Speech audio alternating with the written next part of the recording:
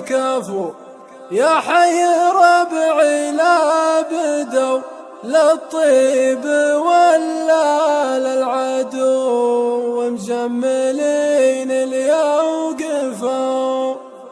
يشوش راسي لطرت ربعي بني مالك بدت في قمة العليا رست وعيون حاسدها عمت نبقى على عز وفخر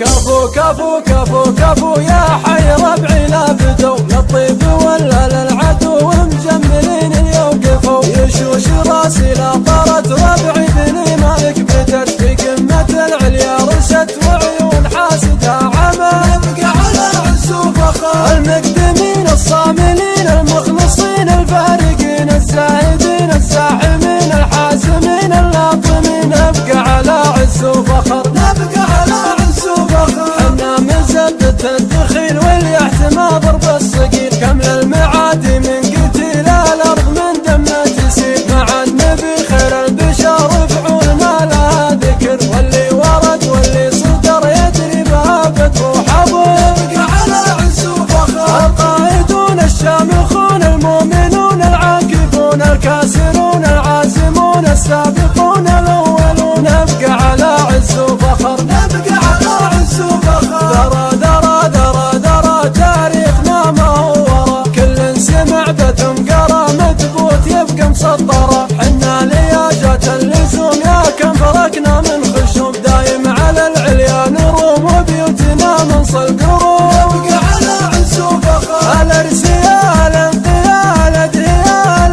ريال وفيال انقيال وعيال عليا نبقى على عز وفخر نبقى على عز وفخر الصف منا لاستعد يا حي منه لسند لهدة مثل الرعد يقدم ولا فكر بحد اهل العلوم الوافيات لو راحت الدعوة وجاه هم للوطن درع وعزات اساس ما عنهم غنى نبقى على عز وفخر افعالنا ما تمحى تبقى مثل شمس الضحى والوقت هذا كالراحة تاريخنا بمنحى نبقى على عز وفخر نبقى على عز وفخر كفو كفو كفو كفو يا حي ربعي لا بدوا للطيب ولا للعدو ومجملين يوقفوا يشوش راسي لا طرت ربعي بني مالك بدت في قمة العليا رست وعيون حاسدها عمى نبقى على عز وفخر. بعد نهاية الشوط الأول في نهاية بطولة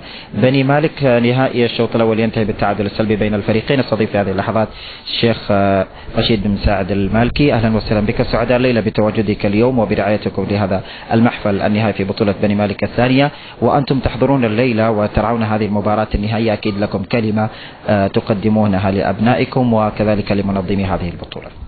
بسم الله الرحمن الرحيم، الحمد لله رب العالمين والصلاة والسلام على أشرف الأنبياء والمرسلين. أوجه كلمتي لأبناء بني مالك في هذه البطولة، أقول لهم نحن أبناء قبيلة واحدة وأبناء شعب واحد تحت راية لا إله إلا الله محمد رسول الله ورعاية خادم الحرمين الشريفين، فكلنا فداء للوطن. وهذه البطولة مجرد تعارف وتآلف وحب بين أبناء القبيلة، ولكي نوصلهم إلى حب الرياضة وحب بعضهم بعض وحب الوطن، فنحن معهم في كل مكان وكل زمان. دائما المباريات النهائية، وربما تعرف هذا الشيء جيدا أنت شخصيا،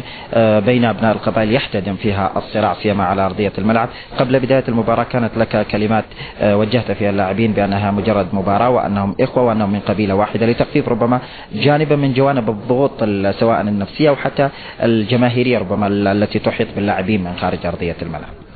كما ذكرت سابقا لا خاسر في هذه المباراة، كلهم أبناء قبيلة واحدة، فأنا أعرف جيدا أبناء قبيلة بني مالك حب بعضهم بعض، الكرماء الذي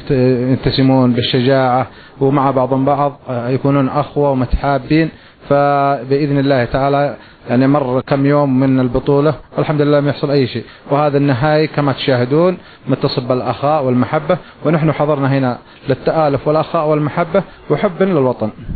السؤال الأخير ولا أريد أن أطيل حتى نبدأ الحفل الخطابي، الكلمة الأخيرة التي تهمس بها في آذان منظمي هذه البطولة التي تخدم أبناء قبيلة بني مالك بصفة خاصة وربما الأبناء بصفة عامة في هذا الوطن الكبير. هذا شق من شقي السؤال. الشق الثاني، قريبا ربما هناك قناة فضائية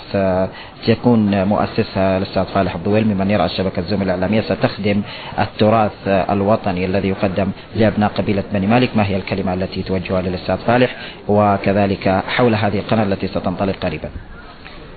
أولا أشكر المنظمين مثل هذه البطولات، وهذه ليست البطولة الوحيدة لبني مالك، بل هناك عدد من البطولات محافظة جدة، في منطقة بني مالك، في محافظة الطائف، عدد من البطولات. أشكر كل المنظمين والقائمين على أمثال هذه البطولة ورعاية أبنائنا، فنحن معهم في كل ما يأمرون به ونتابعهم ونوقف معهم ونشجعهم، فهم